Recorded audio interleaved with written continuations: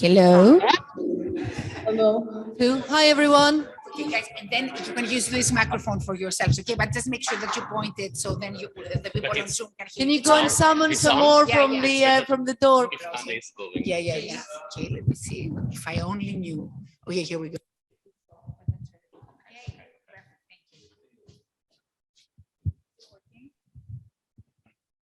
Hello, can you hear us? Yes. Anna, okay. Perfect. Can you hear me? Yes, not super loud, so let's see how that goes. Hi, Anna. Hi. I'm testing the sound. Can you hear me? I can hear you, but I'm next door to the speaker. That's why I think it's not very loud, right? It's the loudest I can do. I don't know. Can you turn up your volume on your side as much as you can? And we had an issue with movement before, so if you're not, if there's no movement, apparently we can hear it a bit better. I'm the closest possible. I don't know if I can do better. That's sorry. Perfect. We've got somebody to sort it out. Thank you. Okay, We hear you very loud and very clear. And so, guys, welcome. I'm not going to introduce you. We haven't been doing introductions because of the very packed program. But I'm going to start your timing, which you've got maximum 20 minutes, and I'm very looking forward to your presentation. Thank you. Hello, good afternoon to all. I hope we are listening to me. We are glad to be here, and we want to thank the organization for giving us this opportunity to show our work. The main theme of our presentation is to analyze and the way Portugal is represented in the magazine Panorama from 1941 to 1949. We started the study with three main questions. What kind of Portugal was António Ferro interested in showing? How does Portugal appear in image and text in Panorama? How did Ferro's vision of Portugal influence his policy for tourism? We structured this presentation in 4 chapters. 1. António Ferro, Política do Espírito and Tourism. 2. Panorama. 3. Portugal in Panorama, divided in modern Portugal and traditional Portugal, landscape and people. And 4. Conclusion. In September 1933, Oliveira Salazar, the Prime Minister of the Portuguese dictatorship, Estado Novo, created the Department of National Propaganda called Secretariado da Propaganda Nacional, SPN, and nominated journalist António Ferro as its director. In 1944, SPN was changed to Secretariado Nacional de Informação, Cultura Popular e Turismo, SNI. The new name corresponded to a reorganization that divided SNI into 3 sections: information, folk art, and tourism. This meant that SNI became fully responsible for everything concerning tourism on a national level. António Ferro was a man who understood well the great importance tourism had, not only for the Portuguese economy, but also as a propaganda tool. For him, tourism was connected with the creation and projection of an identity for Portugal. During the 1910s and 20s, António Ferro had been a writer, poet, reporter, and a polemical figure with connections to the Portuguese modern movement. As a journalist, he traveled throughout Europe, interviewing several key public figures. He admired one in particular, Benito Mussolini, whom he met in 1923. Mussolini's thoughts on art and propaganda were a great inspiration for Ferro. He viewed propaganda, above all, as a foundation for the building of a true state cultural policy. At the head of SPN SNI, Ferro tried, despite financial limitations, to create and develop a cultural program for Estado Novo, which he called Política do Espírito. Política do Espírito was, in the first place, a propaganda tool for Salazar's regime and ideology, and as such, it was profoundly nationalistic. Its purpose was to praise the reawakening Portugal was experiencing under Salazar's leadership and to impress on the Portuguese people a new pride for the nation. Alongside this aspect, there was Ferro's desire to renew Portuguese culture and to create a new spiritual sensibility. His idea was to inspire a new Portuguese art that would be modern in style but steeped in tradition and inspired by national folk art. It was, in essence, an aesthetic program where modernism allied itself with nationalism, with ethnography occupying a central place. The success of SPN ethnographic exhibitions, which started in 1935, proved that folk art had the potential to be used simultaneously as a propaganda and as basis for the construction of a visual identity for Portugal. Linked with the propaganda and identity aspects was tourism. Política do Espírito was thus an amalgamation of nationalism, ethnography, and tourism. In 1949, António Ferro published his speeches about tourism in the book Tourism, Source of Richness and of Poetry. If the word richness pointed directly to the economic potential of tourism, poetry meant the capacity tourism had of inspiring in the traveler's mind and art feelings of deep and unforgettable beauty. More, tourism could not only reveal but also create beauty, or at least enrich the beauty and the poetry that already existed. Ferro's view of tourism was similar to a decorator. To him, tourism was the facade of Portugal, the country's great exhibition. In his speeches before 1945, poetry was also associated with peace, civilization, tranquility, the advantages Portugal had to offer to a world mired in war. Following Salazar's ideology, Ferro saw Portugal as a rural country in essence. Portuguese tourism should also have this character. Under the supervision of SPN-SNI, a category of Finns emerged in 1942, which served as a model for the type of tourism António Ferro was interested in developing, the pousadas. Pousadas were inns situated in rural areas distinguished by their natural beauty, described by Ferro as modest, graceful, comfortable, clean, poetic, decorated with good taste, making use of the materials of the regions. Pousadas were the mirror of the country. António Ferro compared tourism to the staging of a play. He looked at war years as a time of rehearsal before the inevitable entrance of the nation on the stage. One important moment in this rehearsal was the creation of the magazine Panorama.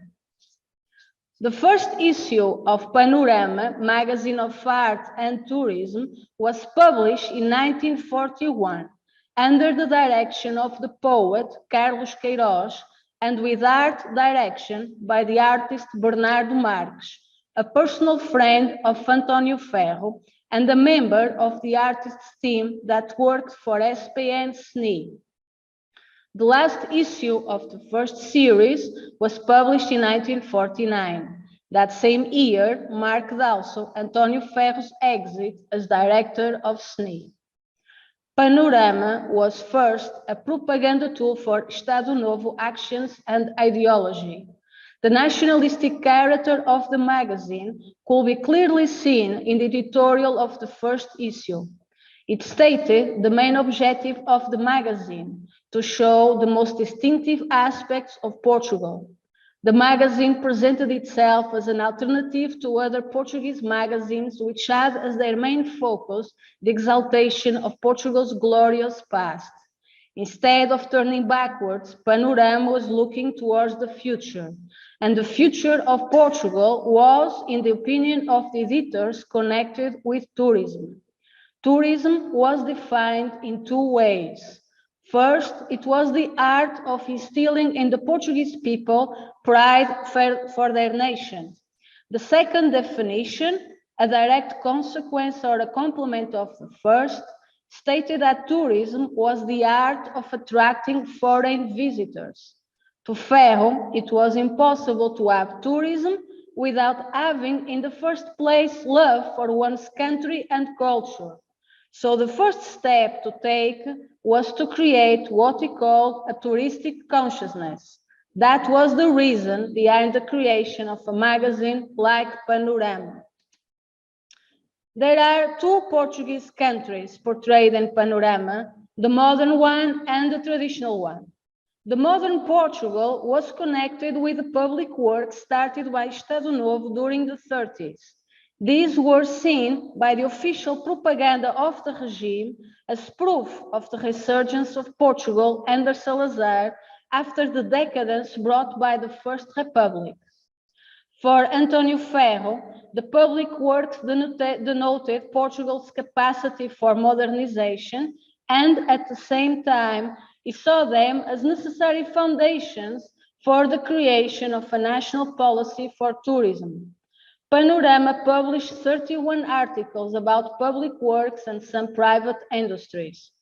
A concept that appeared in the articles was one of transformation, landscape, economical, agricultural transformation, transformation in the ways of life, transformation in educational facilities. This transformation required effort, commitment, knowledge, and money. And all of these were provided by the Portuguese state for the good of the nation.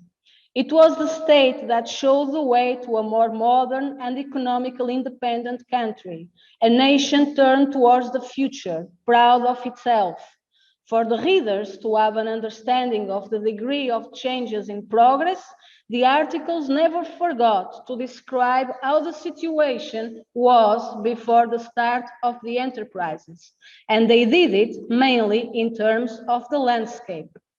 The authors started by describing the old landscape, generally in a pejorative tone, and they ended by stressing the improvements the public works brought to the landscape. They also emphasized the physical presence of the new edifices and structures, which dominated the landscape with their presence, ordered it, and added value to it. The relationship with the past was not only established in terms of change, but also in terms of continuity. Continuity with those moments in Portuguese history when the national genius shone the brightest, to borrow from the regime's rhetoric.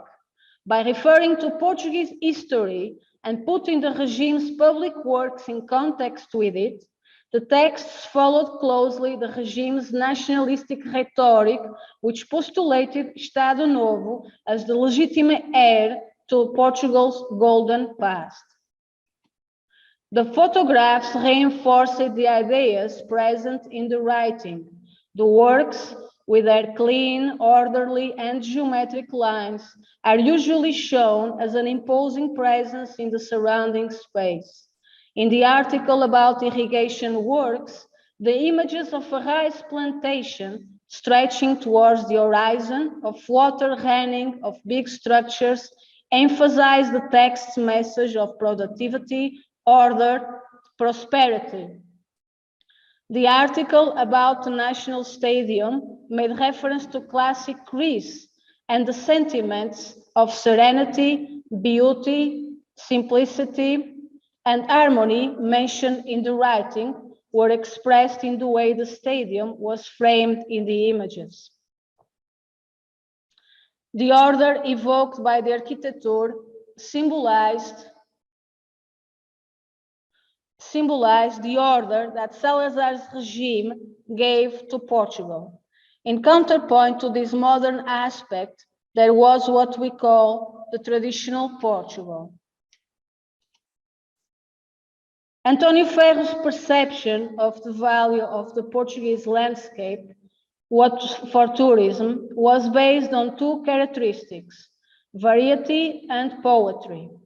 The tourist visiting Portugal would encounter every type of landscape, and its picturesqueness would have the capacity to inspire in him poetic sentiments of beauty, stimulate his imagination, and become forever etched in his memory.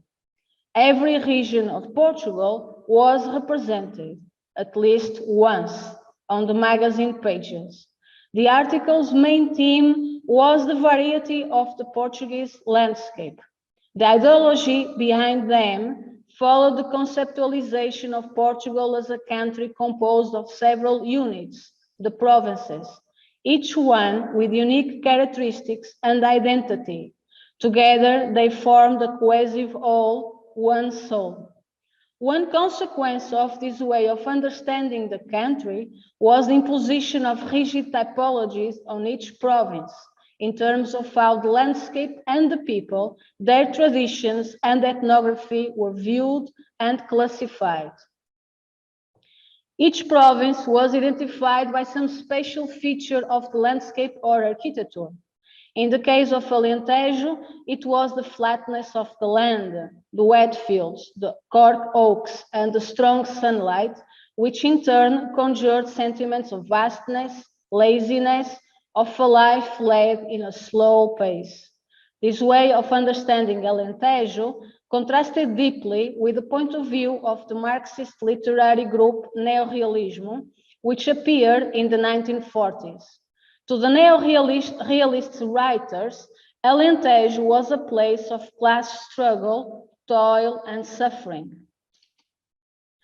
In the case of Algarve, the main features of the region highlighted in the article Algarve, Great Touristic Zone of the Future, were the coast, the almond trees in bloom, the Barlavento salt pans, the ornate chimneys. In the 1940s, Algarve was a fairly unknown region, according to the author, so the article was structured as a journey through the province, from the coast to the interior, revealing in the magazine's usually poetic tone its natural beauties and stressing the potential the region had for tourism. A natural element inscribed in Portugal's identity is the sea. In the text, In Praise of Our Sea, the Portuguese were characterized as having an instinctive connection with the sea, which was the reason why they became fishermen, sailors, and explorers of new lands. Since historical times, the sea was embedded in the Portuguese soul. It had been for Portugal, and I'm quoting, seduction, wealth, widening of the faith, abnegation, danger, sacrifice, and glory, end of quote. The sea was the symbol of the Portuguese Empire. All the articles with the regions as their main theme showed photographs not only of landscapes, monuments, villages, and towns, but also of the people. As with everything else, the people were also typified according to the province they lived in. They usually were photographed wearing regional costumes and doing traditional work, plowing the fields, fishing, driving ox carts, harvesting, and herding cattle. The articles always emphasize the deep union between the land and the people, of which the agricultural work was a symbol. The rural character... Anna, I'm sorry, Yes. sorry to interrupt you. You've got 3 minutes, so plenty, but I wanted to let you know. Thanks. Okay, thank you. The rural character of the Portuguese identity was a deeply rooted belief in the nationalism of Estado Novo. It was the land and the relationship the people established with it that made the ethos of the Portuguese soul. Another characteristic of the Portuguese people, its deep religiosity, can be seen in Panorama 2. In the regime's ideology, the Portuguese were Catholic by nature. As stated in the article, Our Processions, Portugal was born praying. The article had as its theme the Portuguese processions that usually occur throughout the country during Easter time. The photographs show several moments of Catholic devotion. The processions were exhibitions of faith and were presented with a certain tone of exoticism and colorfulness that, we imagine the editor thinking, could be an attraction for tourists. The same interest in revealing unique facets of the Portuguese people can be seen in the panorama articles about certain traditional professions and regional types, as was the case with the Campinos, cattle herders of Ribatejo. Typical of panorama, these articles were a mixture of nationalism and tourism. In accordance with the Política do Espírito program of revitalization and preservation of Portuguese ethnography and folk art, Panorama published articles where the main theme was folk values and art. One of these was the article Fairs and Markets, without watercolors by Tom, which showed men and women selling goods in provincial markets and fairs. But less than a minute, I'm sorry to say. Okay. We're just very packed here. Thank you. Less than a minute, okay. So I'm going straight to the conclusions. Panorama presented in the readers a construction of Portugal deeply embedded in the nationalistic ideology of Estado Novo and Salazar. This construction stated that Portugal was an old rural Catholic nation with an extensive empire overseas rooted in history and tradition. The Portuguese people lived in harmony with the land which had molded its habits and values. Portugal was divided into provinces, each with their own specific characteristics, typologies, and folklore. It was the sum of these that made the unity of the nation and constituted the Portuguese identity. This is the traditional view of Portugal, but we have also seen that there was another Portugal in Panorama, a nation turned towards the future, enterprising, capable, a dignified heir to its heroic past. This Portugal reborn was the result of Estado Novo policy and actions. So making propaganda of one was equivalent to making propaganda of the other. When António Ferro created Panorama, he wanted a medium to publicize Estado Novo and SPN's activities, to reveal the Política do Espírito program, and to create a touristic consciousness in Portuguese by showing Portugal to them, its landscape, its monuments, its traditions, its people, its art. Panorama functioned as a mirror, reflecting Ferro's vision of Portugal as an idyllic, poetic country, a country where everything had potential for tourism because everything was lyrical and picturesque. His policy for tourism was directly connected with his portrait of Portugal, as can be attested by the pousadas, cozy inns, harmonious with the landscape, humble, simple, and poetic like the Portuguese people. Thank you. Thank you very much. Thank you. Thank you.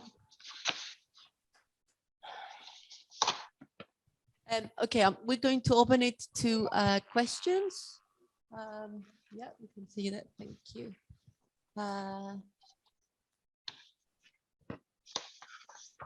Okay. So. Thank you. Thank you very much for your paper. In some of our other papers about Spain, we heard about the difficulties of tourism when there were worries that tourists could change or damage the sort of loyalty of Spanish people or challenge the authority of the regime. Is this the case in Portugal?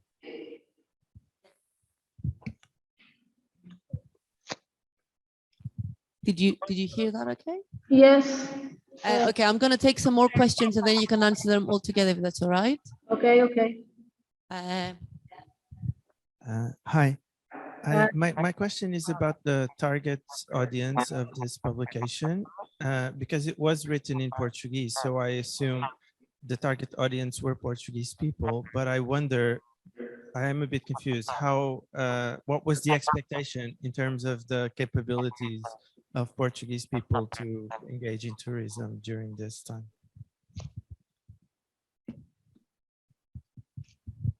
My question is something related to what you have said. In our team in Barcelona, we have sometimes think about the possibility of tourist politics is not have to do more with fomenting some kind of tourism, but about it's not having to do with tourists, but with the locals. Are not directed to the tourists, but directed to the locals. And this case seems to be very clear for me. I don't know. It seems to be that the tourist politics of the Stato Novo, the main aim is not that more tourists, more people are doing tourism in the country, but establish a national identity, and with this kind of a national identity, establish a social order in gender relationships terms, in class differences terms. What I like to question is if you have the same feeling with this, with your research. Thank you. One last question, is that right? Then you can speak to all of them. Thanks. It's a short one and it's connected to the last two. I'm curious if there are some references in Panorama on like international, more luxurious tourism that was happening, especially the Second World War. I know we'll hear a bit more in a few minutes. Just like, are there any photos of these grand, luxurious hotels in Cascais, Estoril, or something? Yeah. I'm going to be a bit provocative here. How Mediterranean is Portuguese tourism? Thank you. Right. Okay, we'll leave it there because we're really packed with time. We have a comment saying about the noise, but I think we've sorted this out, I think. Let's see. Okay, guys, you want to respond to the questions? Thank you. Thank you for the questions in first place. I forgot, sorry, the first one. It's the changing. I don't understand the question. Could the first person that asked the question could ask again? Sorry.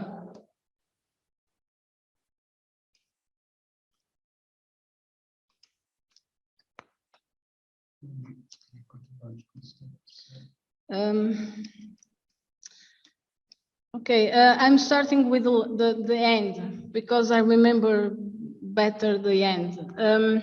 About the Mediterranean, no. Well, I can't. Are you listening? It's okay. Are you listening?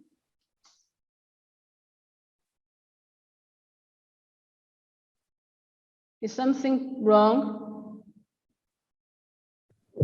Is something wrong? Can you hear us? Yes, I can. Can you hear me? Okay, thank you. Can you hear me? We're not hearing you very well. Your volume is very low. And now? Sorry? And now?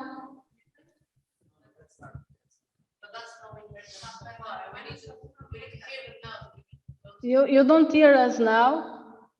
No. No? And now? It's a problem here, not there, Anna.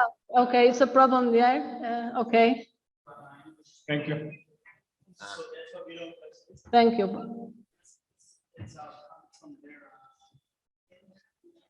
Yeah, we have, yeah. Another test one too. Say it again, Anna. Say, okay. Are you hearing us now? Yes. Are you hearing? Yeah. Okay, perfect. Sorry. About the first question, I've asked again for the person who asked the first question because I forgot. Sorry again. If the person who asked the first question. If you want to go ahead by responding to all the questions, because you have quite a few and we don't have a lot of time. So if you could. Okay. I'm sorry. Okay, I'm starting with the later questions about the Mediterranean. I don't found any pictures of Mediterranean in a panorama because our national identity around the sea is more connected with the Atlantic. It's the Atlantic Ocean that is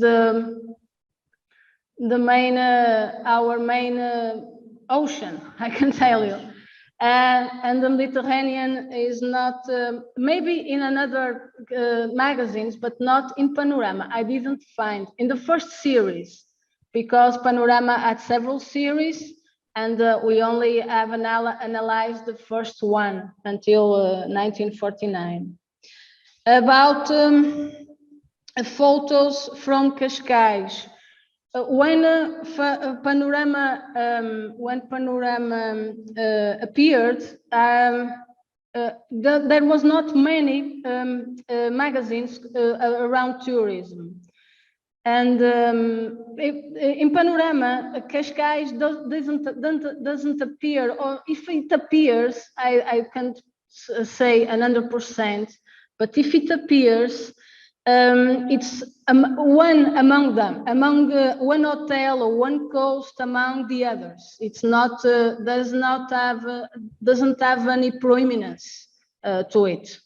So the photos of the big hotels of Cascais don't appear, because those type of tourists, those type of tourism is not the main target of António Ferro. António Ferro policy for tourism goes, and in parallel, his vision for Portugal, and is a vision for Portugal that is connected with tourism, and goes parallel with the other tourism, the big tourism of Cascais, Estoril, and the big hotels. So the focus of the magazine is not on that type of tourists, because those type. So who is the magazine for then? Because that was one of the, who's the target audience for the magazine? The target audience for the magazine actually is the Portuguese. Because first of all, when the magazine appears in 1941, we have to make attention, be attentive to what the magazine says in the first issue. In the first issue, the first thing she says is, I want to create, I'm speaking for António Ferro, I want to create a national pride, Portuguese national pride in the country. That is his main objective. The first one. So the target audience actually is the Portuguese. There was an idea of publishing a French version of the Panorama. But to my knowledge, I don't think that version ever appeared. My colleagues say no. That version is never appeared. So the main target actually is Portuguese, because you have to say, well, how many tourists in 1941 to 1945 appear in Portugal? The refugees is the main tourists, because there was no more. Yeah, so it's a nationalist project, basically. Exactly. It's a internal propaganda, yeah. Exactly. There is another, the same about the Portuguese engaging with tourism. It's the same thing. Ferro tried to bring back to the country some the refugees. Some of them are very important cultural figures. And bring back certain dignitaries from Switzerland, for instance, from the Europe that was not in war, to see the country and to report back about how great, fantastic Portugal it is. But there are always minor numbers. We're not talking here big numbers. And I'm going to have to stop you there. Thank you so much. Sorry for not answering completely. But no, thank you for a great paper, and sorry for rushing you, because we have we're running so late. Thank you so much again. Thank you for the opportunity.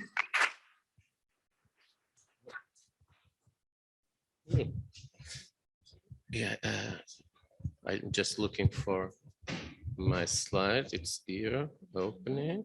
Yes, I put it here. Okay, it is. So how do I do it? Give you 3 minutes and a less than a Wait, minute. I need to share first. Yeah. You press here and you open it up. Where is the, Yes. I was not seeing the mouse. Here. Is it minimize? Yeah, Okay. Share screen. Go to the PowerPoint. And is it going to disappear? Share, yes. Yes. Perfect. And this is going to. Yeah, it is. You have to. Unfortunately, it's annoying. Yes, I It know. won't go. Yes, I know. As you remember from other, but Mm. it's as at the bottom as it can be. Sorry about that. Is it a problem? No. Okay. Is this open? Yeah. So you can see Yes. here. You can Yes. hear him? Okay. Carlos, the floor is yours. Thank you. Thank you very much. Some of you are going to notice that some of the things are repeated to Portuguese one after the other, speaking about the same period, about the same time, about the same people.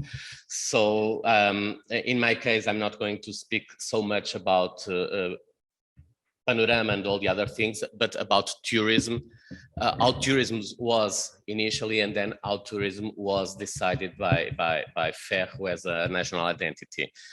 So beginning, on 8th of May of 1945, Germany total surrender marked the end of the Second World War in Europe, formally began with Poland's invasion in September 1939. Coincidentally, in Portugal, one of the few European neutral countries, the implementation of an institutional tourism policy was being initiated. Through it, the government actively intervened through state-owned hotels development and related supportive structures, searching for a specific identity that distinguished it from the competition, while supporting the regime nationalistic ideals. Out of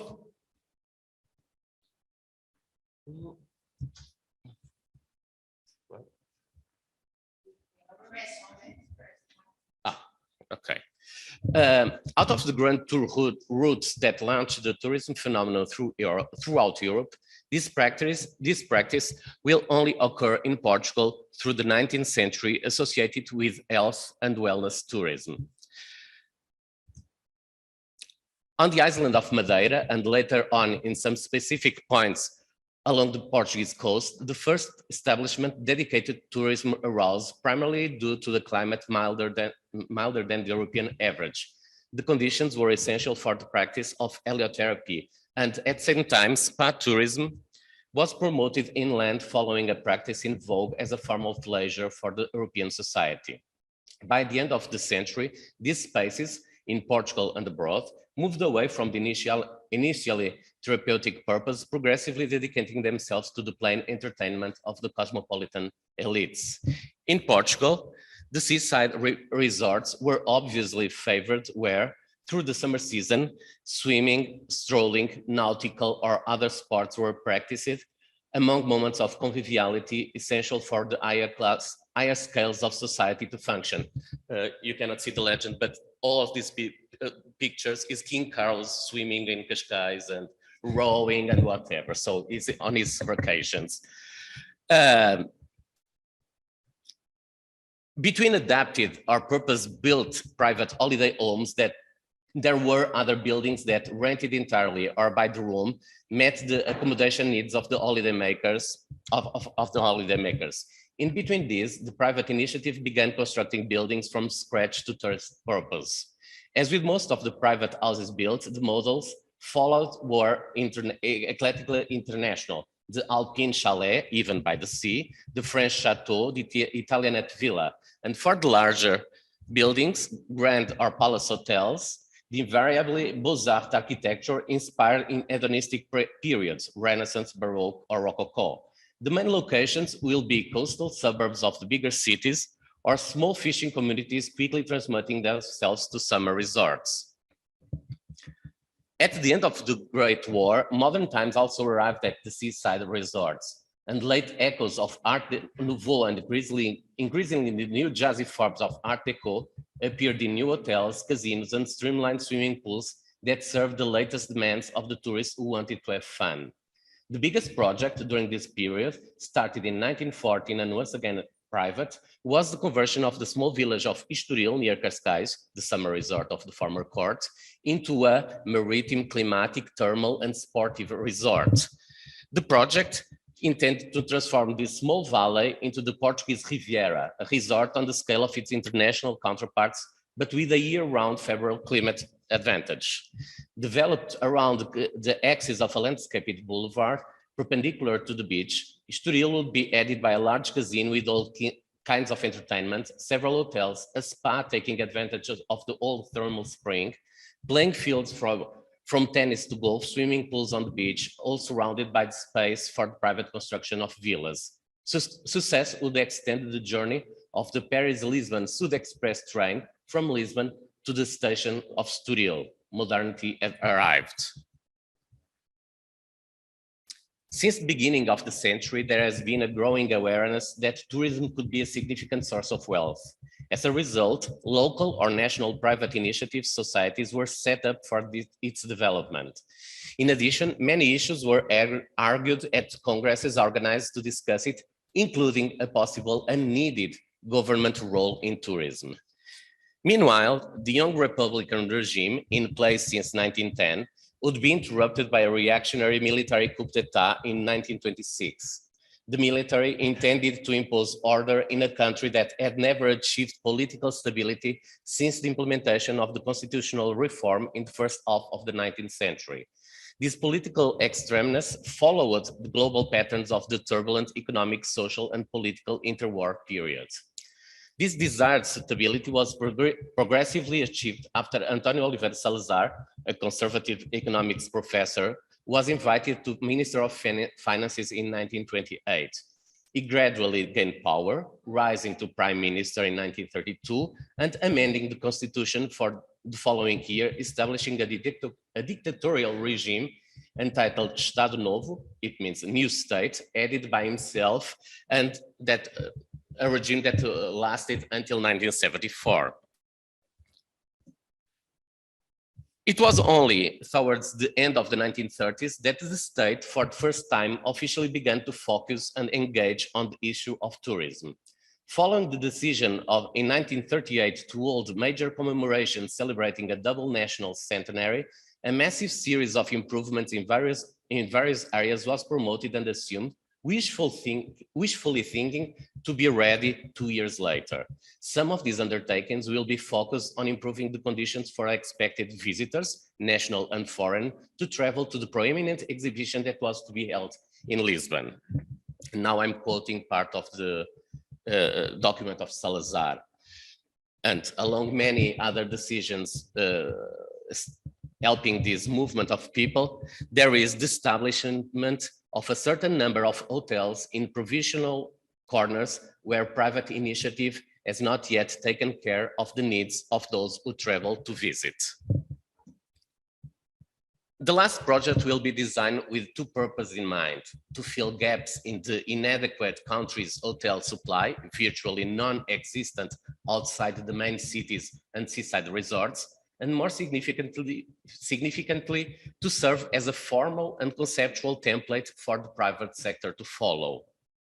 Nevertheless, the deadlines and intentions were considerably altered by the outbreak of war the following year. Most foreigners who crossed the border into Portugal in the summer of 1940 would not be the expected visitors to a country that was celebrating itself, but thousands of refugees from a war still in its infancy. Thus, whilst most of the ephemeral events took place on a scale that would mark the period ideologically and aesthetically, the construction and building of the associated infrastructures would occur throughout the following decade. This will be the case of the Pousadas, whose architectural projects began in 1939 under the auspices of the Ministério das Obras Públicas, Ministry of Public Works, but whose interiors, fittings, and future management would fall into the hands of the Secretariado de Propaganda Nacional. From 1940 onwards, the organism officially designated for the first time to be in charge of tourism. The organism was responsible since its creation in 1933 under the direction of António Ferro, a writer and journalist associated to the modernist milieu, of the propaganda and the development of the popular culture founded on recent ethnographic researches. The concept of the Pousadas would result from analyzing similar experiences developed into other countries. The closest example was Spain, with an official organism created in 1927. Okay, you can see the captions. This is in Spain. With an official organism in 1927, which ruled two types of offers. While the paradores located in places of natural and monumental beauty were built according to historicist languages, or the renewal of a monument offering a luxury space for rest and contemplation, the albergues de carretera, road inns, were building associated with the travel, the road, the machine, and speed, developed as a result of rational principles and standardization through machines à reposer, opting to materialize themselves as modernist non-places intended for an occasional stop, remarkable for standing out identically and constantly throughout the landscape. In Portugal, an hybrid solution was developed during the Pousadas implementation phase. 7 small buildings were created at crucial points of the road network, serving travelers who needed to eat or stay overnight during longer journeys, just like the Spanish albergues de carretera. However, the aim was not to standardize the offer throughout the country, but rather its opposite, the quest for regional uniqueness in an attempt to show how the small country was made of contrast, both geographic and ethnographic. Following the ideology of which the regime relied, the concept underlying the project will move away from the international vision of cosmopolitan tourism that had underpinned the development of the Portuguese tourist offer until then, and would now attempt to highlight a vision of national identity based on traditional domestic hospitality. These concepts will be enunciated in a publication dated 1941, entitled Cartilha de Hospedagem Portuguesa, Handbook of the Portuguese Hospitality. Using short illustrated whimsical phrases and following a straightforward premises of comparing the incorrect and the correct ways of serving, managing, and even decorating an hotel establishment, the Cartilha was the first attempt to educate the aimless industry. The same type of advice would form the basis of short stories published in Panorama, you have seen the magazine a while ago, the magazine of art and tourism, that the SPN published from that year onwards, where situations were solved when the characters discovered the right way to act. The almost childish tone with which the regime communicated to the general or specialized public was a profound reflection of the paternalistic way in which the people, and thus the country, were perceived as naive beings, and now I'm going to quote António Ferro, who need to be educated and guided in the right direction by the state. And now I'm quoting, "We have a simple appearance. We are a people that still lives in a Virgilian pastoral phase. And Salazar is well the pastor of these good and simple people." The operating concept of the Pousadas was outlined in the meantime, housed in small buildings designed by 3 modernist architects, which, however, replicated aspects of the different types of vernacular architecture, from the mountains on the northern interior to the coast and plains of the south. The Pousadas reflected their environment. The largest, with just 6 rooms, were designed to be run by a small staff, preferentially a family. Instead of efficient operation based on modern rationalist principles, it was desired the home life, a principle stated once again by António Ferro, director of the SPN. It was thought, therefore, that these small hotels should not look like hotels. Therefore, if the guest entering one of these Pousadas has the impression that he has not entered the hotel where he will be known by his room number, but in his own country house where the servant of his farm are waiting him, we will have obtained what we wanted. The regional theme would be extended to everything. The decoration carried out by different artists, imbued with modernist fascination for the primitive echoed elements of the local folklore and popular arts. The result, thus individualized, would necessarily vary the interiors from building to building, even taking care that in some of the Pousadas, the furniture was not even repeated from room to room, thus seeking the organic character of a home's natural development. And now I'm quoting one of the artists. Almost all of the decorative motifs were based on the art of the people of Marão regions, one of the north Posadas in the mountains. Nevertheless, almost everything was adapted to the requirements of the contest because the coarseness of the furniture and utensils of those high places people indicates a simple primitive way of life devoid of all well-being. The furniture has at most one or another carved motif and the naive cut of the ironwork. And now I'm quoting Antonio Ferro. We took care, for example, to warm up, to furnish the walls with blankets, old prints, regional objects, and clay figurines, so that the guests, even if alone, are always accompanied by certain simple things that constantly place them in the region they find themselves in without breaking the continuity between the house and country. Following the advice in the cartilla, tablecloths, tableware, and even wild flowers that decorated them should have this pastoral character. Likewise, the staff's costumes should be from the local folklore rather than the standard uniform of a cosmopolitan establishment. The gastronomic offer, for which the Posadas will be known for decades, should follow the same pattern with main courses and desserts featuring local delicacies. And now I'm quoting Ferro again. This same criterion led us to replace the classic servants in glossy diner jackets with unadorned girls who recall in the joy and simplicity of their original dress the very landscape framed by the windows. For the same reason, the cuisine of the Espan Posadas will never have the pretension of the convenience of imitating so-called French cuisine, an insipid distortion of the real thing. With the necessary adaptation to the circumstances of the moment, we will avoid monotonous standardization, the fatal egg and the fatal lamb with potatoes. Each inn will have its local dishes, regional specialities, culinary images of the province or the place of resorts. Rustic comfort, good taste in the arrangement of things, and also in the taste and friendly simplicity, there are the main lines of the program of our inns, and poetry, some poetry. Recognizing the inability to offer the same qualities that tourists could find on the most cosmopolitan resorts, Antonio Ferro's option was to highlight the uniqueness of the national offer, an option in perfect harmony with the expected nationalisms.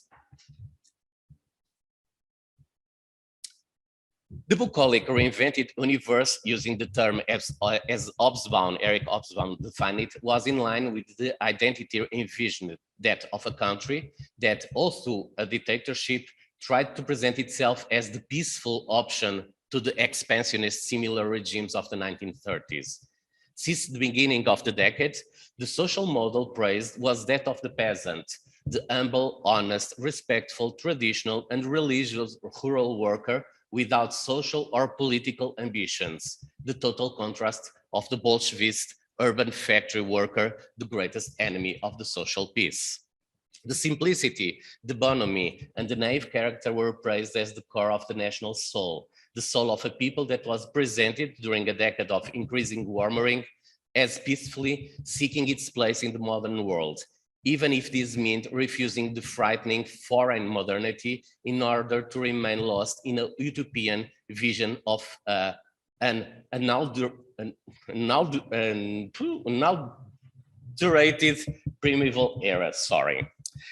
This utopian vision will be poetically embodied by the smiling girl dressed as a peasant attending the expected travelers, standing with Antonio Ferro. Antonio Ferro is this second guy here from this side, during the inaugural speech of the SPN Tourism Office in November 1939 in Vilar Formoso, the main border entrance for those from Spain and Europe. Quoting Ferro, the smile, this should be the keyword for the borders of friendly, calm countries, of countries that are refugees. When the tired, bad-tempered, badly slept, dirty traveler arrives at the border of these countries, he should feel an impression of lightness, of Edenic tranquility, of a new world, to materialize and spiritualize the welcome of foreign artists and of the Portuguese themselves who return to their country through a small souvenir, the sight of a regional costume, simply blossoming of a feminine smile, a little thing, no doubt, but enough for eyes that come thirsty, hungry for beauty.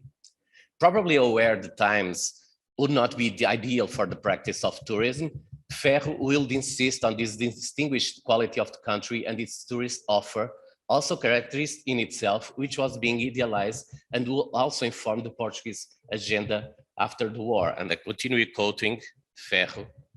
If Portugal nobly does not even try to do business with this new great war, it was a line, it should not, however, repeal some advantages that its neutrality offers. Among these, the first is that we are being seen everywhere as an area of refugee and peace, as the true oasis of a tormented, vested Europe. If we consolidate this impression, if we know how to welcome those who knock on our door right from the vestibule, we will have accomplished it by taking advantage of this rare opportunity, a profound work of tourism and an unquestionable work of good national propaganda. And I'm closing.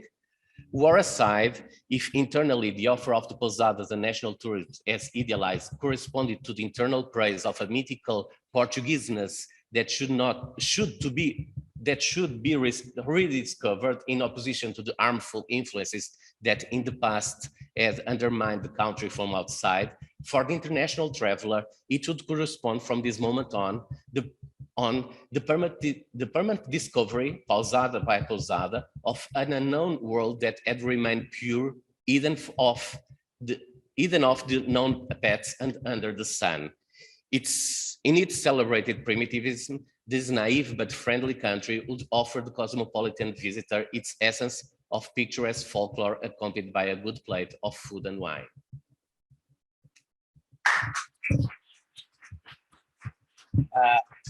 And just before the questions, I decided to make a small epilogue about questions that were asked yesterday, etc. So yes, I'm just representing what was the ideas of tourism by Ferro and by the state as a representative of this Portugal conservative, etc.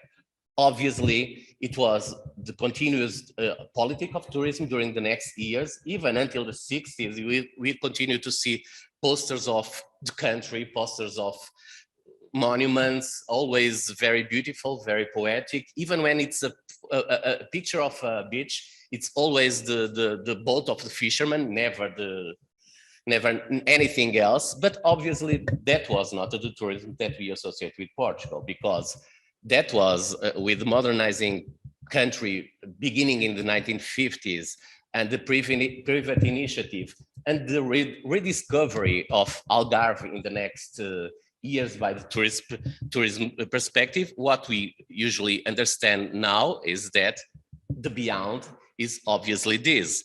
So the idea of the Algarve as sexy, naked, whatever place of sun for the foreigners. But this was not what the state wanted, obviously. So this was not the discourse, obviously. Indeed. That was a very cheeky way of extending the time. Yes. So we take a couple of questions or so. Yeah.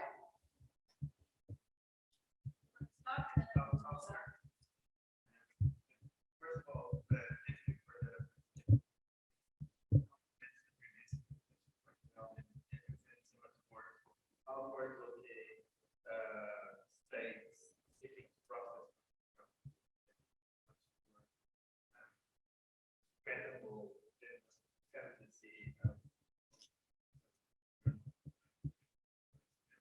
I did have a very first question, which you may want to ignore.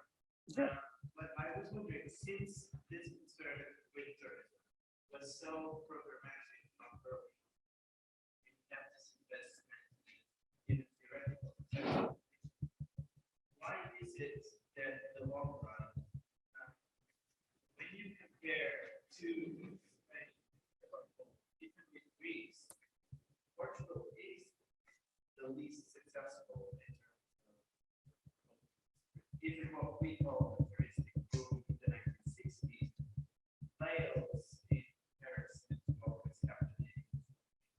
So if it's not because of a lack of an attempt to tourism, what can we do?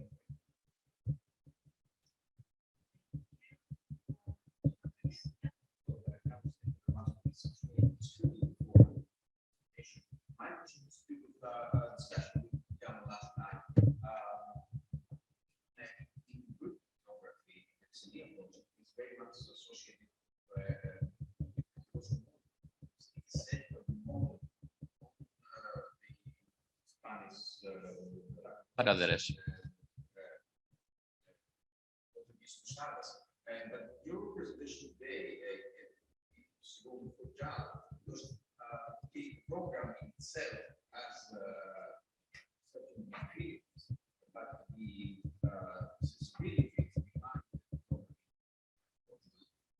from what you present, have a very different, strong traditional dimension. In the case the hotel is the big dimension, stands out from the rest of its environment and educates people in while in Portugal, it tries to do exactly the opposite. That's like a house, includes a bed, includes our uniqueness. Is this something that Ferro introduces and sticks with? It's something that Ferro introduces. Ah, yeah, ferro. For a long time, this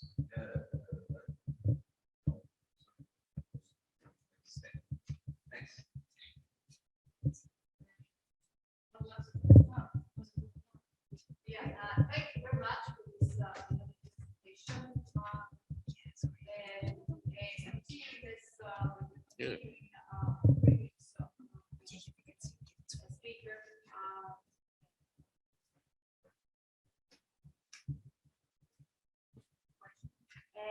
About the it was a few insight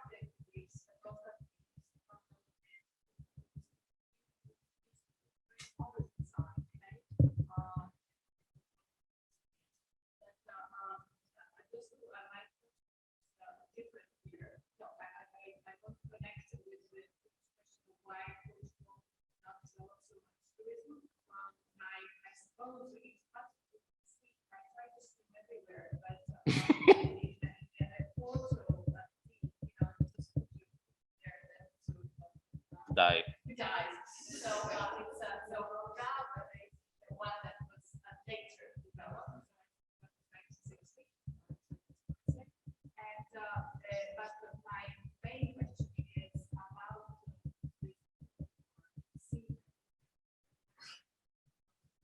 semen. Yeah, yes, silent. A lot of them were shipwrecked and those everything they were all back to this Portugal. Just if you I know so Chicago that were established there for weeks. Do you have any numbers of people that were Portugal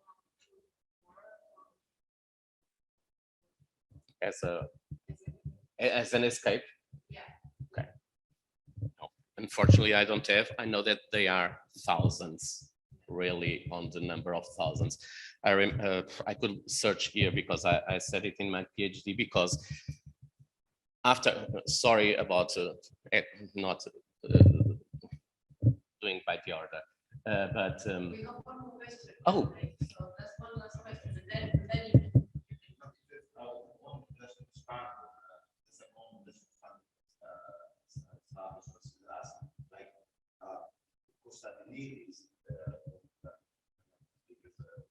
Like a holy grail in case of that. You step there, you have the keys to it.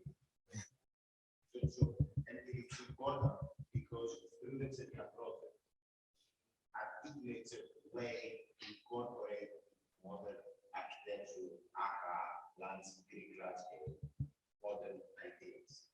It does so, and he writes about this vision, it does so because he has to answer a specific question. The question is, how do I incorporate lands infrastructure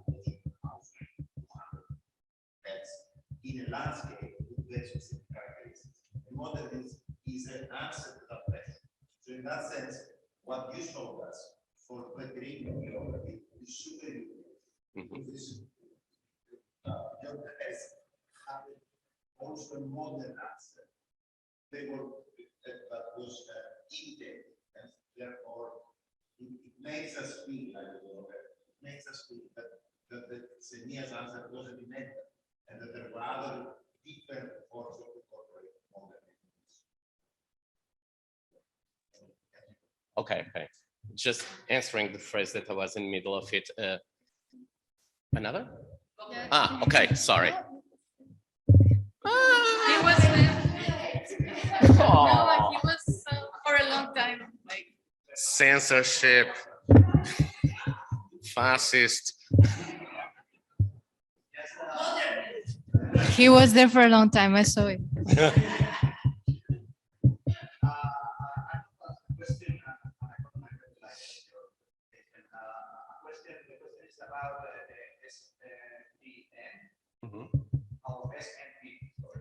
SPN, in Portuguese, SPN, Propaganda Nacional. This institution was in charge of vision, but did this institution do something else? I mean, Everything.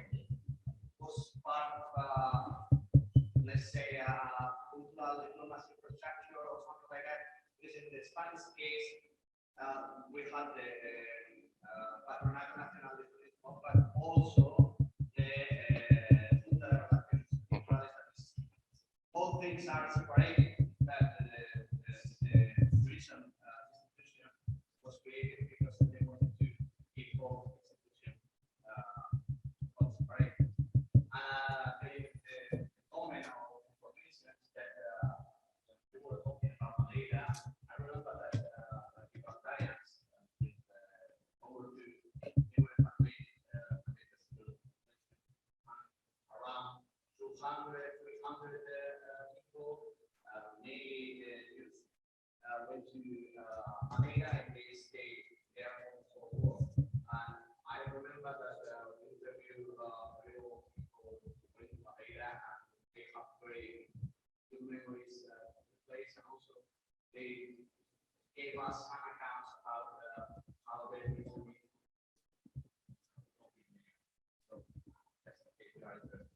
I was just looking here for something. Okay, answering your questions, and I will look for the numbers later in a moment. SPN was created in 1933 as the Secretariat of National Propaganda. Its idea was to show Portugal abroad, and he made a wonderful presentation, at least the first one in Paris in 1937. The Portugal Pavilion was a little bit revolutionary because it was instead of showing the beautiful things like the other were showing, because it was the art and technique exhibition. He was showing the art and technique of governing a successful country, and everything is perfect and modernist, and using photography, using everything that was politics. So he was responsible for the propaganda abroad. He was responsible for the popular culture in Portugal. So radio, whatever, every means of information were in his hands. He was creating an ethnographic collection that later is going to be Museu de Arte Popular, because they know that ethnography, in the sense of being modern, using tradition, is the only solution to go back to the folklore, to modernize it and to create it as a new style. And they managed to do it. They managed to create a new idea of what is, that we still use it in Portugal. You go to a folklore, to a souvenir shop, and everything that you over there see as typical of Portugal. Okay, it's been defined by the Secretariat of Propaganda Nacional since the 1930s. They are not original. So yes, they have made all of those. And obviously, since beginning, António Ferro wanted to have the tourism also, but he didn't have. Before he even be the director of the SPN, for instance, he was doing a congress for critics of dramatic art 2 years before, where he have everyone important from old world, Pirandello, etc. They all of them were in Lisbon in a congress, and they were like traveling all around the country, seeing folklore, seeing all these things, with the idea that now you go to your countries and write about Portugal for them to be here. So only in 1940, with the exhibition of the Portuguese world, finally Salazar says, okay, you are going to stay with tourism. And only after that period, you have tourism in the hands of the SPN. Until then, it was non-existent. There was no So it's going to be SPN always. They also have the censorship. They also have the cinemas and the theaters and movies and everything. The only thing that they didn't have was what was controlled by the Institute of High Culture, and that was science, the opera, and literature, some literature and some investigation and something like that. It was the only thing about culture that SPN was not controlling. He was controlling everything else. So why Portugal continues to be poor in the tourism? What was the failure? Okay. At that moment was obviously people were not traveling. Oh yes, they were traveling with everything and going through all Europe and traveling in the direction of Portugal to go abroad.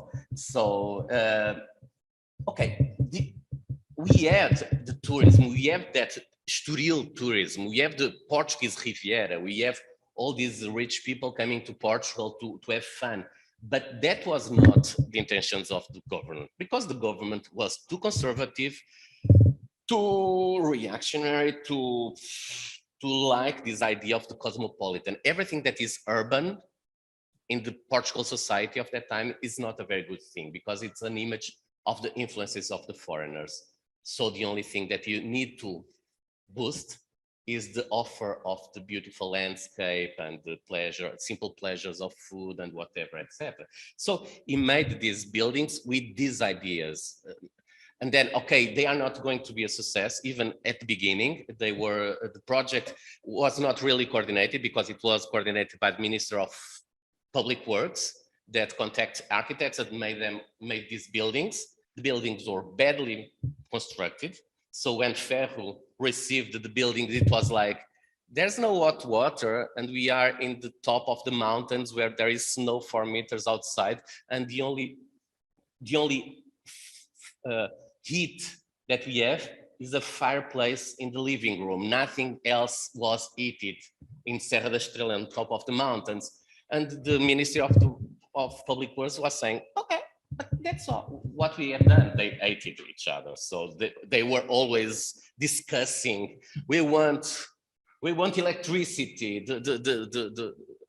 Most of these places, they didn't have electricity. So it was generators that were exploding every time. So it was chaotic. The first years were chaotic. And then the model that they decided to continue was similar to Paradores. So after these 7 posadas, they began to reconstruct monuments, castles, convents, palaces, whatever. At the same time, beginning to do new projects of new architecture. And in that case, we are having the second modernist generation working. So, because these 3 guys that did this were modern like 5 years before they were doing Cubist things. But everyone in Portugal, I'm generalizing, but everyone in Portugal during the 30s believed in the regime. Regime finally has taken Portugal from the bankruptcy. There was peace, obviously, it was a dictatorship, so there was peace. So everything was happening, everything was being done, hospitals being built, roads being, so everyone was saying, yeah, Salazar is a good guy.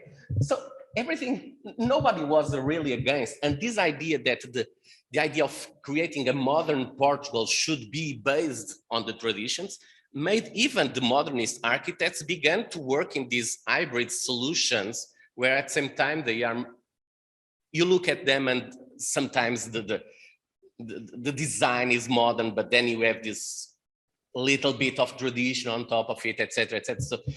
So they are speaking in these both languages. But then in 1948, in the National Congress of Architects, most of the architects, the younger architects, are saying, we are fed up of the Portuguese house. It's okay. We don't want to do the traditional way. We want to do the modern way. And so the second generation of architects, and I don't know why Salazar chose young architects to make the second new Posadas. They are modernist architecture based on the, how do you say, the brutalism. There is an expression that I'm forgetting from architecture, this idea of the looking back to the to the things and working with the old materials, new materials, not the Bauhausian way of doing things. So I think I answered your question about, okay, they continue to do this, and they continue to do every time. The Pousadas continue until today, and they continue always. Each building is a unique building, even when they are new. Not anymore. Now they are always reconstructing monuments with Távora, with Sotomoro, with modern architects. They are rebuilding old structures. So. And then we have this idea that tourism was not, the Portuguese tourism was not like incentivizing the idea of Algarve. Algarve was, in the 1940s, Algarve was a place that nobody goes there. It was in the end of the country, like, yes, there's hot water in the beaches, but there was something that was not used. Okay, you have pictures of King Carlos swimming, but only the high elite swimmed, not the people, the normal people. So even the Pousadas, they were created with these ideas of foreign travelers that are passing by to sleep here, or Portuguese people of the higher ranks that have money to travel. First thing, they need to have a car and money to travel. And even then, the Pousadas were badly done because there was not a room for the chauffeurs. And there was people like, oh, I just traveled to that Pousada and they give me a room, and my chauffeur is in a room similar to mine on the side, and he's eating and it's not very good when you live in a very hierarchical solution to have the servants at your side. And yeah, I'm going to rush you a little bit because we're going to. She wants to speak. Yes, she wants to speak. We want to hear her, and then we can continue this conversation, though, right? But and we can find the numbers. Just answering. I'm going to look for the numbers. Yeah, thank for you one very number much. that I know. Thank you. Javi, maybe you can share the presentation. Yes. Okay. Right away. He has to share this. He has to share his presentation. Oh, sorry. Yeah, we stop sharing and then you share. Oh. Yeah. Okay. Is it? Yeah, I think. Yeah, if you can make it full screen. No, but Okay. this way, like we can also see him, maybe. Yeah, it's fine. It's working. Thank you very much. Thank Rock you. and roll. Good afternoon. Thanks to the organization. Thanks to all of you for your patience. I am Lucia Rodriguez, and we have here Gabriel Domenech online, co-author of this paper. He will also intervene. He will talk about Italy. I will talk about Spain. And we are analyzing representations of men catcalling and gazing at women in the streets, which has been sometimes sort of a Mediterranean stereotype. This is part of a wider collaboration between us. We are looking for commonalities and links between auteur films and popular films regarding national and tourist identities. Iconographies, okay? Which can be controversial because sometimes auteur films and popular films are in completely separated categories, but we are trying to find these links. Although, disclaimer, this doesn't mean we think they are the same or something like that. So, a few months ago, the fans of The White Lotus greeted the miniseries reference to the Italian classic L'Avventura by Antonioni. And in one significant sequence, an American tourist strolls through the historic center of Noto in Sicily, gradually noticing the gazes of local men. The moment replicated a similar sequence in Antonioni's film, and what we could interpret as another example of meta-referential fever typical of contemporary media, also reveals here a commonplace that has been maintained for decades and that has sometimes served to characterize Mediterranean culture and its relationship with tourism. Images both in film and photography of groups of men ogling, fascinated at women strolling through the city streets became a recurrent trope in the visual culture around Spain and Italy, and we could bet some other countries. We could discuss this later on the beers. From the 50s, 60s onward. So However, a comparative analysis reveals that the social meanings attached to this trope can vary depending on the context, thus showing the importance of the negotiations between foreign and national, private and public agents in the circulation of cultural representations. When analyzing these images, there is a clash between a foreign gaze that projected exotic traits in the practice of catcalling and a local gaze that linked this phenomenon to the social transformations brought about by modernity, in this case related to a certain sexual dehinhibition. Our hypothesis is that perhaps this local gaze towards the trope of catcalling or male gazing took relatively different paths depending on the political context. Gabi? Yes. Yeah, Gabi, you keep okay. Okay, can I continue with the theory framework? Okay. Okay. Okay, for our theoretical purposes, it is not important not to establish an essentialist link between these images and the places where they are located, since on the one hand, this type of iconography appears in other countries such as France, the USA, or Mexico. And on the other, it would imply accepting some of the identity stereotypes that underlie this type of representation. Rather, this presentation will seek to understand what imaginaries were transmitted and how they functioned in different contexts. In this sense, the conceptual tools proposed by imagology are very useful since they allow the comparative study of national images, understood in their symbolic sense, without the need to link them to the social or historical world that affirm or deny them.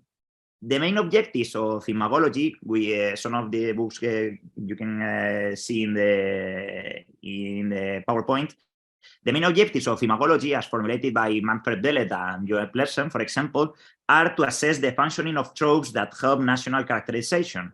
To this end, attention will be paid to how images produced about other cultures, heteroimages, interact with images produced about one's own culture, the so-called autoimages. Also of interest is the term imageme, referring to how an image encompasses a diverse set of positive and negative strands and characterization, which may vary according to space and time. Although the methods of imagology come from comparative literature, its approaches are easily transferable to other media where the presence of audiovisual tropes is abundant. Imagology allows us to study images focusing not so much on their historical veracity as on their communicative effectiveness, which will be given by their capacity for circulation and reformulation. In fact, the most recent revisions of this theoretical framework insist that the history of stereotypes has to be, like them, intermedial and transnational. Attempting to comply with these ideas, we will analyze, as Lucia put it, photographs, popular films, and author films taken and shot in Italy and Spain by authors of different origin. Okay, let's go to Italy. Although the representation of young women as passive objects of male gaze is almost as old as hard art history, the visual trope of the Italian street catcall began to take shape in the 50s, as Jennifer Blessing points out. One of the best-known examples is American Girl in Florence, a picture taken in 1951 by the distinguished American reporter and filmmaker Ruth Orkin. And this photograph was taken precisely to be part of When You Travel Alone, a report for Cosmopolitan magazine in which the experiences of a young tourist in Italy in the early 50s were reconstructed. The image was accompanied by the following caption. Public admiration in Florence shouldn't fluster you. Ogling the ladies is a popular, harmless, and flattering pastime you run into in many foreign countries. The gentlemen are usually louder and more demonstrative than American men, but they mean no harm. The image and the text were already building the stereotype of an exotic, friendly, and sexual Italy that would become common in the representations of daily life in the country. Jennifer Blessing gives several examples of reports that abounded in the image of a spontaneous, sunny country, not yet immersed in the path of progress, whose men showed a tendency to passion and effusiveness much greater than their northern counterparts.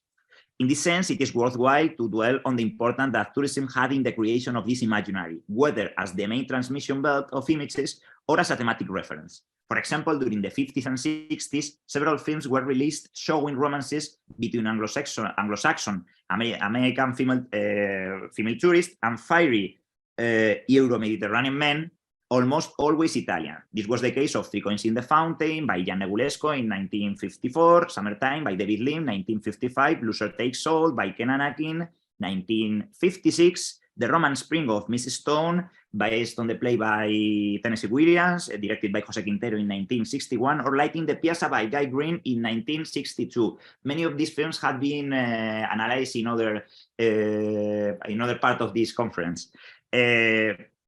However, the trope does not arise or fit solely from Anglo-Saxon hetero images. The presence of catcalling in the Italian iconosphere is constant, especially from the 50s onwards. To understand its recurrence, it is necessary to look briefly at the economic and cultural context of the country. Its progressive industrialization and economic modernization were accompanied by a powerful artistic outburst under the sign of realist poetics. Neorealism was a major trend in the Italian arts and media, and its influence on the work of many creators is unavoidable. The strength of neorealism as a discoverer of new realities and as a spur for social change was behind the cinematographic experiments of Cesare Zavattini, a journalist and one of the most important screenwriters of Italian cinema. He decided to take some neorealist assumptions to the extreme in L'amore in città, Love in the City, an omnibus film shot in 1953, a sort of cinematic magazine in which each report was signed by a different team, all of them under Zavattini's coordination. Each episode showed, working creatively with the forms of mass journalism, an aspect of daily life in Italy, emphasizing the amorous and sexual uses of the moment. One of the best known episodes of this magazine was Gli Italiani si voltano, the Italians turns around, directed by Alberto Latuada, one of the most important names of the Italian film industry after World War II. During the 13-minute clip, different young models stroll through the street of Rome, attracting the gaze of passers-by, all men.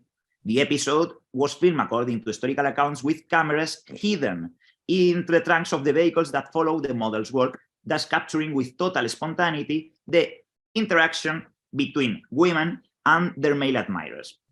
The title of the episode was used not long after in an iconic image by Mario De Biasi, one of the great exponents of neorealist photography. The picture showed the actress and vedette Moira Orfei working with her back to the camera, surrounded by the desiring gazes of dozens of men near Galleria in Milano. The popularity of this image, taken in 1954 in the Italian visual imaginary, is evident if we look at the remakes of which it has been the subject in photography, or in the little disguised reference that Bernardo Bertolucci makes in his film Prima della Rivoluzione, Before the Revolution, shot in 1964. Here, the actress Adriana Asti appears wearing a white dress, which is very similar to her face, while she gets lost among a tide of men in Piazza Garibaldi in Parma. The idea of the feminine stroll amidst the chaos of the city was taken up in a sort of authorial self-quotation by Alberto Latuada in his box office hit I Dolci Inganni, Sweet Deception, shot in 1960, which recounted the intrigues of a young Lolita played by Catherine Spack.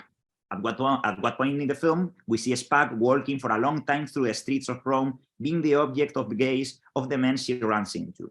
The suspension of plot, notable in this last example, seems to marry poetics of realism that sought to iron out the importance of conventional narrative in cinema, while also giving credit to Laura Mulvey's theory of the male gaze and the characterization of women as passive entities to be looked at. However, in these auto-images, we also find a celebratory vision of new and dynamic lifestyles that have to do with urban mobility. It is no coincidence and that in many of these images, automotive means occupy a significant place, as well as crowds, and the disinhibition of social habits that modernity seems to bring. The personification of the flatterer and the incarnation of fetishized female sensuality would continue this celebratory iconographic tradition of modernity in the figure of the paparazzi, made fashionable in legendary films such as those of Federico Fellini, for example, La Dolce Vita. But now is the time of Spain and of Lucia. In the 60s, street catcalling was already a well-established concept in the collective imaginary about Spain, and it was not free of negative connotations. Here you have, for example, the most famous image of this practice in the decade, El Piropo catcalling, taken by Xavier Miserage on the Via Laietana in Barcelona, where the woman's discomfort is explicitly depicted. So Miserage is included in a generation of documentary photographers based in Barcelona that renewed the Spanish photography and had also neorealism as an influence. These negative connotations are softened considerably in images linked to the regime's institutions. Gabi, next. For example, the above mentioned Three Coins in the Fountain about the romance of three young Americans in 50s Rome had a remake set in Spain. We also talked about Negulesco's work in Greece, right? And the remake in Spain was The Pleasure Seekers. And the Spanish government was very interested in film-induced tourism at the time, during the tourist boom of the 60s, and they provided all sorts of favors to the film crew. They let them shoot inside the Prado Museum. They arranged a performance with Antonio Gades, who was by then in the movie, who was by then featuring his flamenco show in the Spanish pavilion of the World Fair. So the film here, The Pleasure Seekers, is considerably more explicit than Three Coins in the Fountain as tourist propaganda. The dialogues recall on the different monuments of Madrid. They explain the particularities of the local culture. And these remarks are very similar to those included in the propaganda brochure, Spain for You. Gabi, next. Published by the Ministry of Information and Tourism in 1964 as part of the Franquist campaign, 25 Years of Peace. Whose posters, by the way, are all over the walls of Madrid streets in The Pleasure Seekers. In this brochure, that was translated into several languages and also was illustrated with works of a famous cartoonist, Máximo, there is a long list of recommendations about Spanish culture. Among them, there is one reference to catcalling. The best you can do, Mrs. or Miss, is just go on your way without reacting, which is exactly the same piece of advice that Maggie gives Susie in The Pleasure Seekers, just after Susie arrives in Madrid. When a group of men stare at her and catcall her when she gets out a taxi. She says, if you look, it is a sound of encouragement. It would be worse. So the moment is more explicit and more uncomfortable than the similar situation presented in Three Coins in the Fountain. But there is a gentle jazz melody playing in the background, so we can think of it as a sort of relaxed atmosphere despite all, just as the cartoons by Máximo do in the brochure. So there is a very similar image in the film by Negulesco and in the brochure made by the Spanish official institutions. So seen from abroad, catcalling in Spain was presented as a picturesque inconvenience for female visitors, and the Spanish tourist institutions accepted that somehow. Contrary to the image analyzed in The Pleasure Seekers, film remakes that include catcalling or men gazing at women in the streets made in Spain in the 60s tend to focus on the men, offering an unflattering auto-image.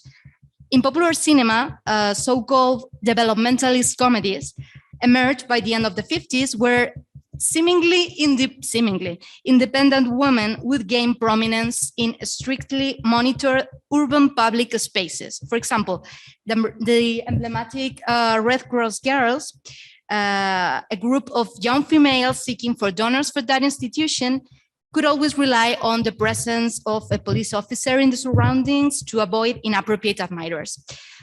From this image of women in the city, there was a shift during the 60s towards a representation of more liminal spaces, namely the beach. And the beaches were a meeting point between traditional and modern habits, and more uninhibited portrayals were allowed, although often they allude to the sexual frustration of men during Franquism. According to many authors, the Iberian Back, this idea is not an alter ego of the average Spaniards in these films, but rather its satire. On the other hand, this relaxation of costumes fostered on the beaches shouldn't be mistaken as subversion, since it was usually framed in the strictest complicity with official institutions. We can see this in some paradigmatic films of the Spanish tourist boom, such as Tourism is a Great Invention or Summer 670, where the protagonists even say, when staring at women in bikinis, "Long live the second plan of development and long live the Minister of Information and Tourism." Of course, this is irony, but I think it's significant. So the other side of the coin, the woman stared at, usually a foreigner, was usually mere atmosphere, more than a well-traced character, but she represents the sensuality that is out of reach for Spaniards. This type of representations have been sometimes considered a myth that circulated just domestically, although we can discuss it, but circulated just domestically in the sense that a film such as Tourism is a Great Invention was dismissed by the Ministry of Information and Tourism as propaganda for use abroad. They didn't want it. It didn't win the Tourist Feature Film Award from 1968. They were not interested in this type of representations, although it is, as I said, somehow paradigmatic in the collective imaginary in Spain. So tourist comedies intended to instill on the domestic audiences the icons and the values towards which to address their consumerist fantasies. In this respect, several authors have considered tourism in Spain in the 60s as a technology in Foucauldian terms, that's to say a tool for cohesion and surveillance. Maybe because of that, Gabi, next, Spanish auteur films had sometimes a dark and caustic image of Spaniards catcalling modern women, particularly foreigners. Hence, this representation was charged in its domestic circulation of paradoxical meanings attached to sexual repression and vital frustration. Just two very different examples: the final scene of the dark comedy Long Live the Newly Late by Berlanga, or the admiring gazes of workers towards summer visitors in Burnt Skin, which is a super bitter film.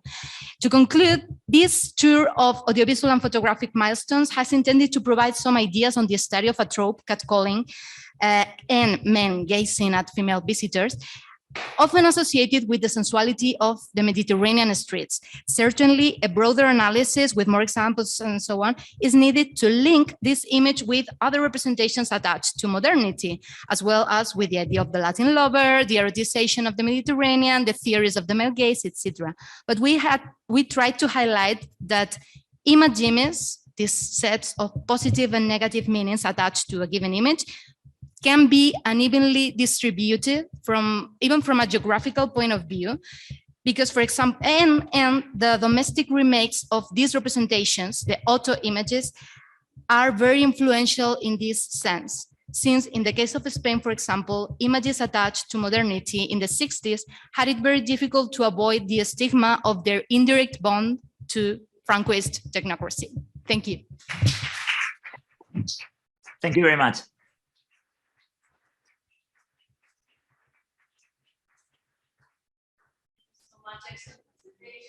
Timing and stamina. Amazing. Amazing.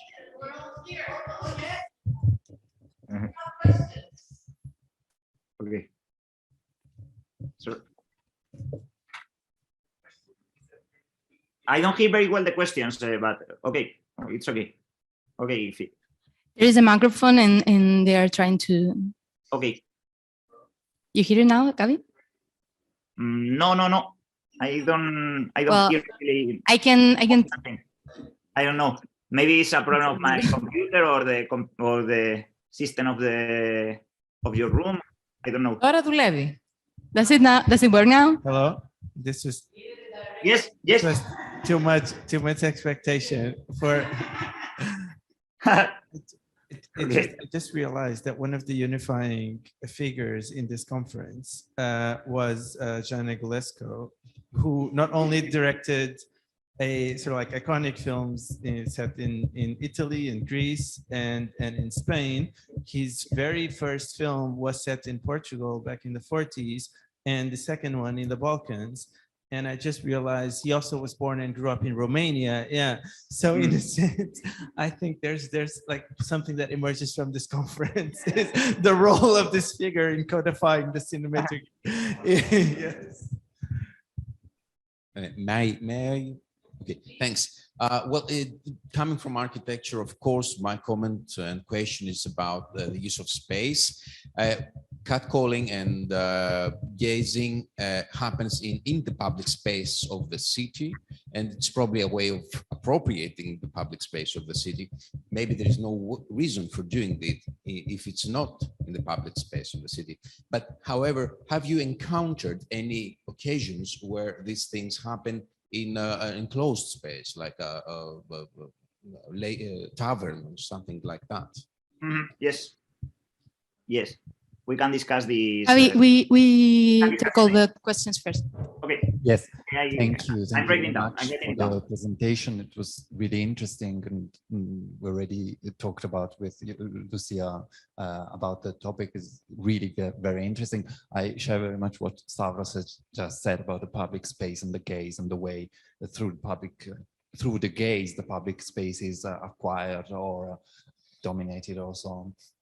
And I just follow on, not really a question, but like a suggestion. I don't know if it could be something that you have already thought about or something that you could think about. It just popped into my mind while listening to you that, of course, it's all about gazes. And so also the gaze of the camera is important in this instance, and how maybe in some, it's always an eroticizing gaze in this case, because of course, like in the feminist theory of cinema, the woman is looked at and the man is looking at the women. So the woman is the center of the attention. She can not look, but she is looked upon. And so I was thinking that maybe some differences in the films is how much this eroticization is taken for granted and accepted. So the camera is just eroticizing the woman, and so the spectator is posed in the position of the man who is catcalling. And on the other side, maybe in some more reflective films like Antonioni's, there is a reflection about this gaze. And so there is also the gaze of Monica Vitti, which is problematizing the gaze of the men who are looking at her. So I know it's not a question, it's just a reasoning that I would like to share with you. Thank you. Yeah. Thank you very much. I really like the presentation. And I have a question for Lucia for the Spanish case, because I remember these movies about the Manolos, you know, this Malone La Nuit, these actors like Alfredo Landa, José Luis López Vázquez, all these actors that were trying to get these foreign women, sexy foreign women that were usually the Las Suecas, the Sweden women, but also they were represented like idiots, you know, like, and there was a moral message there, like saying, okay, you try to get this foreigner, but at the end of these films, usually they stay with their wives or a Spanish woman or something like that. So I know what I'm trying to say is, don't you think there was a moral message there trying to say this is the way, this is not the way that you have to follow because we make fun of that, you know? Thank you very much. Okay, you can start answering. Yeah, I think I will answer to this last question and then Gabi. Okay. Well, the others. Yes, I said it is somehow a satire, and everybody knew this López Vázquez character, this Spaniel. But what some authors have said is that, for example, the morals of the ending in the narrative do not are not the only thing, so to speak. Meaning, all the transgression that's being made in the way towards that ending should also be considered somehow, even if at the end is a very moralistic idea of coming back to the. My point is to what extent what happens in the middle is really transgressive, because all in all, as we were saying, all this idea of a woman looked at was not that uncomfortable, in fact, for the Franco regime, which was sometimes the original idea when we discussed these issues. So in fact, they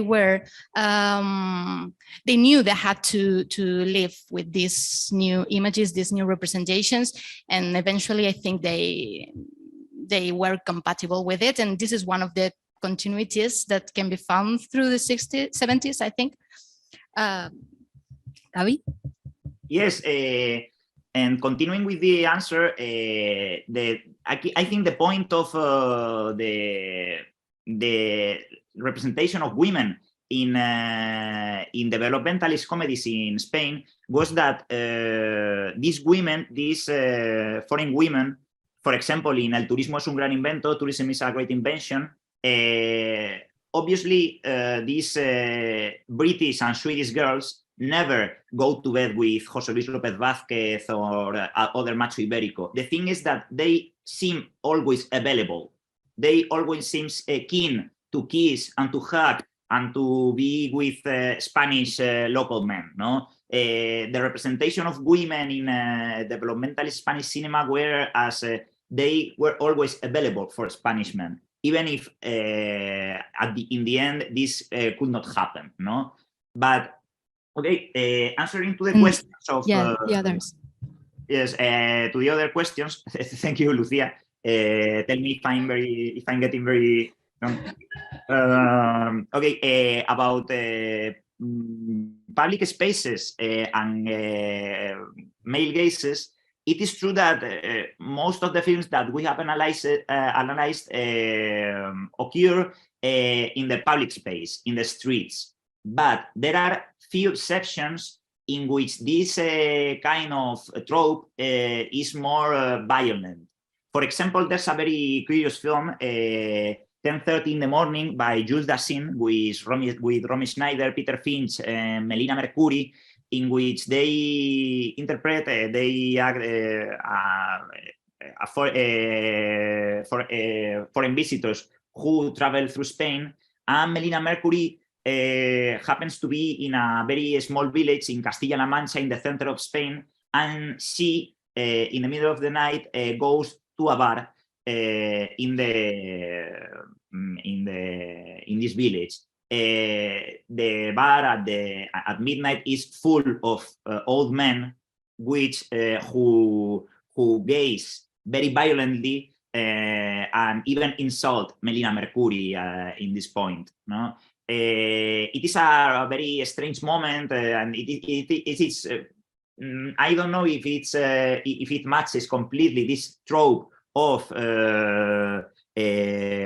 catcalling, but I think it is interesting. There are another examples. For example, Lucia knows also El extraño viaje, the Strange Voyage, a film by Fernando Fernán Gómez, in which there is a scene, a very big sequence in a restaurant in a village when a girl is dancing a boogie boogie under the gazes of local men, and it is a closed space. Also, these are other examples in which the trope is also, I think, a little bit present. And then there are many examples and many ways in which this trope of these catcalling images can be, I don't know how to put it, can be put into images, and the intention are very different. It's not the same intention of Latuada and Bertolucci, and it's not the same intention of Antonioni and, for example, Fernando Fernán Gómez. Many of them, they have a celebratory vision. Antonioni maybe is a little more reflective. Well, I don't think so. I think that Antonioni is also pretty much fascinated by his actresses. But okay, we can say that is more reflective. I can grasp an example in another film by Fernando Fernán Gómez called in Spain El Mundo Sigue. I don't know the translation in English. There is none. This film is it's pretty unknown. Was lost until 5 years ago, I think. Yes, until many recent years. This film is poses a counter images of developmentalist Spain under Franco in the 60s. And one of the main characters is a female housewife who is shopping in Madrid. And at one point he feels stirred, looked at by men, and one of these men is following her. The scene is very violent. It's one of the most violent scenes I've ever seen in the Spanish cinema in the 60s, and fits more or less the real life context of catcalling of many women, which is very violent.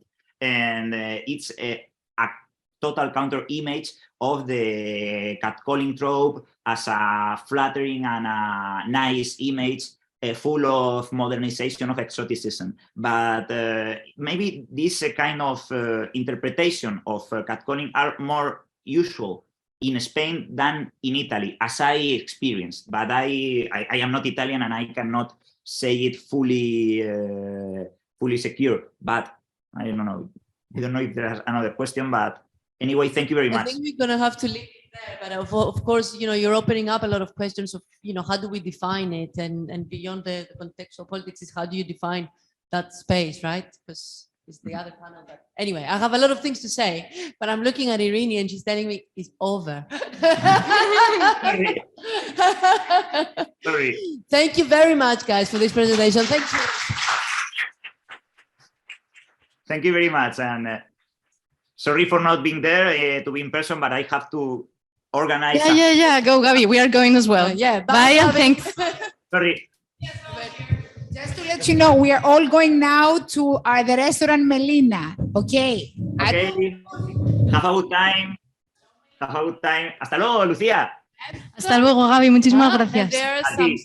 A ti. Enhorabuena.